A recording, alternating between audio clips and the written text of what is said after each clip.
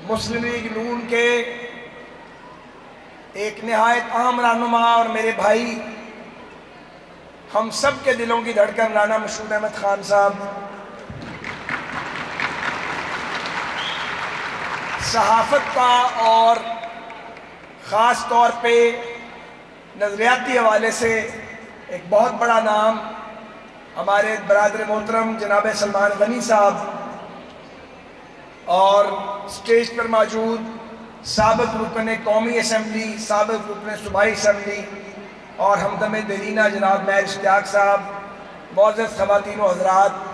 نوجوانوں، بیٹیوں، بیٹوں، بزرگوں، بھائیوں، السلام علیکم۔ رانا مشہود احمد خان صاحب، آپ کا بہت شکریہ۔ آپ ہمیشہ ایسے معاملات اور ایسے موقعوں پر فرنٹ فٹ پہ کھیلتے ہیں، اور جماعت کو بھی آپ پہ فخر ہے اور مجھے تو آپ پہ بہت ہی فخر ہے۔ اور وہ بڑی سعد گھڑی تھی جب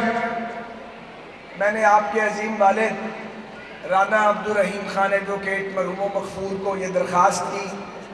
اور ہم نے مل کے آپ کو قابو کیا۔ اور مشہود صاحب جو تھے، جب 2002 کا الیکشن تھا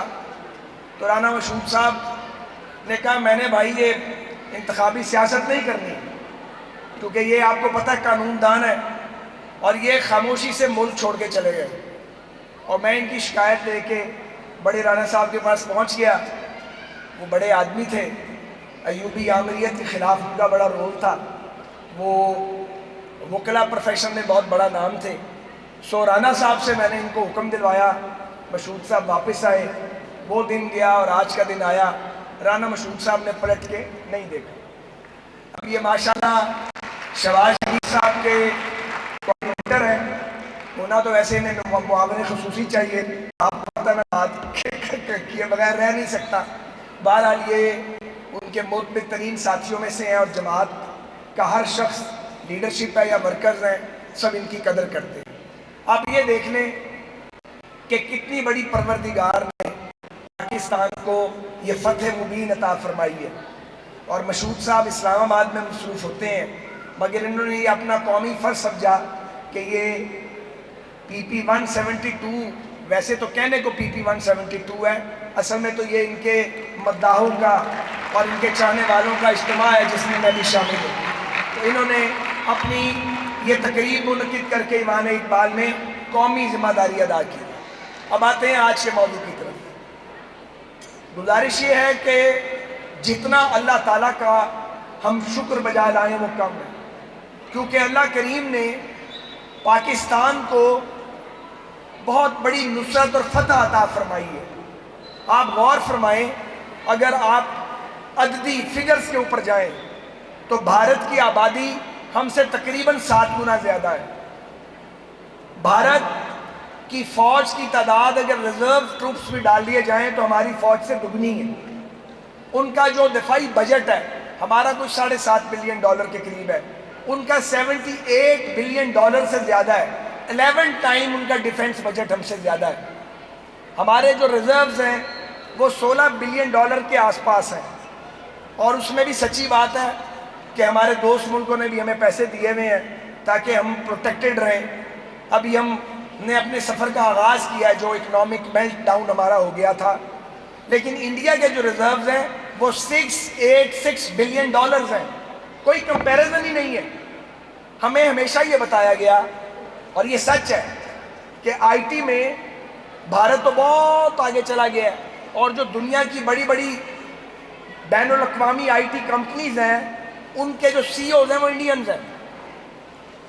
اور آپ یہ دیکھیں کہ اس سارے کے باوجود جب پلوامہ ہوا تب انہوں نے ہم پہ حملہ کر دیا بغیر کسی ثبوت کے، اس وقت بھی انہیں ندامت ہوئی، لیکن آج کے مقابلے میں وہ ہزیمت کم تھی۔ اور اب جب پہلگام ہوا تو پاکستان کے وزیر اعظم نے ایک بار نہیں تکرار سے یہ کہا، ڈپٹی پرائم منسٹر نے یہ کہا، حکومت پاکستان نے کہا کہ آئیں ہم تیار ہیں کسی نیوٹرل پلیس پہ کوئی انویسٹیگیشن کریڈیبل کروا لیں، ہم پورا تعاون کریں گے۔ ایسا ہوتا ہے؟ کوئی ثبوت نہ دیں، آپ ایک الزام لگا دیں اور ایک ایٹمی طاقت پہ آپ چڑھ دوڑیں، آپ ان پر حلہ بول دیں، تو یہ دیکھیں کتنی بڑی غلط فہمی یا خوش فہمی تھی بھارتی سرکار کو،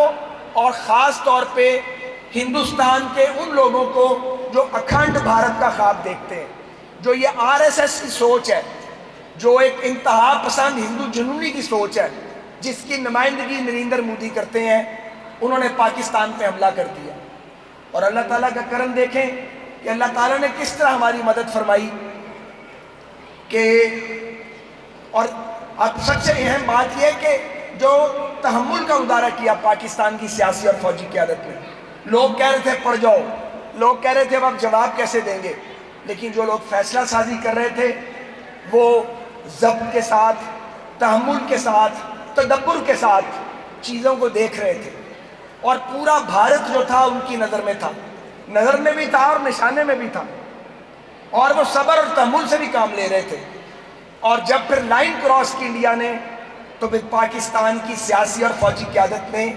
جواب دینے میں کوئی تاخیر نہیں کی، اور ایسا منہ توڑ جواب دیا کہ ہمارا جو دشمن ہے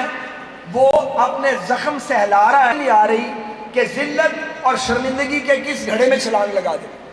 کہ اللہ تعالیٰ کا کرم ہے کہ انڈینز بلائنڈ ہو گئے، اور جب ان کے رافیل طیاروں نے پاکستان پہ حملہ کیا، 70-80 طیاروں نے، اور جب کاؤنٹر اٹیک انہیں لانچ ہوا تو وہ اندھے ہو چکے تھے، جسٹ بلائنڈ، انہیں کچھ نظر نہیں آ رہا تھا۔ اور درست کہا گیا ہے پاکستان کی جانب سے کہ جو 6 یا 7 جہاز گرائے ہیں، ایک ان مینڈ ان کا پلین بھی گرا ہے، یہ اس سے تعداد دگنی تگنی ہو سکتی تھی، لیکن پھر فوجی قیادت نے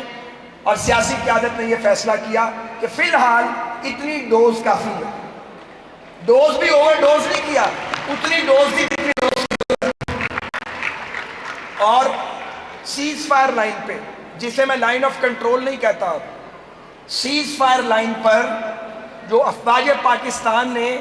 بہادری اور جمع مردی دکھائی ہے اور جو پروفیشنلزم دکھایا ہے، اس کی بہت ساری کہانیاں جو ان کہیں ہیں، جو ابھی لوگوں تک پہنچی نہیں ہے، اور ہمارے فوجی جوانوں نے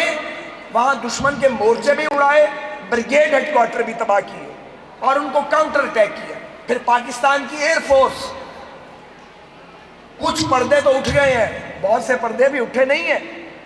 کیونکہ پاکستان کی افواج نے کم ترین وسائل میں بہترین تیاری کی ہے۔ یہ تو اب دنیا پوری مان رہی ہے، اب تو پوری دنیا اس بات کی تسلیم کر چکے ہیں، اس بات کی کم ترین وسائل میں بہترین تیاری کی ہے۔ وہ منترا بھی ختم ہو گیا کہ جی دفاعی بجٹ بہت زیادہ ہے، اب تو لوگ کہہ رہے ہیں دفاعی بجٹ کم ہے، اب تو لوگوں نے یہ کہنا شروع کر دیا ہے۔ کیوں؟ کہ اگر خدا نہ خواستہ دشمن کامیاب ہو جاتا تو آپ تصور کریں کتنی بڑی ہول ناکی آتی۔ آپ نے غزہ کا حال دیکھا ہے نا، غزہ میں جو ہو رہا ہے یہ ہمیں غزہ بنانا چاہتے تھے، اب بھی ہمیں غزہ بنانا چاہتے ہیں۔ اللہ کا شکر ہے تمام تر بحران جو ہمارے اندرونی ہے، ان کے باوجود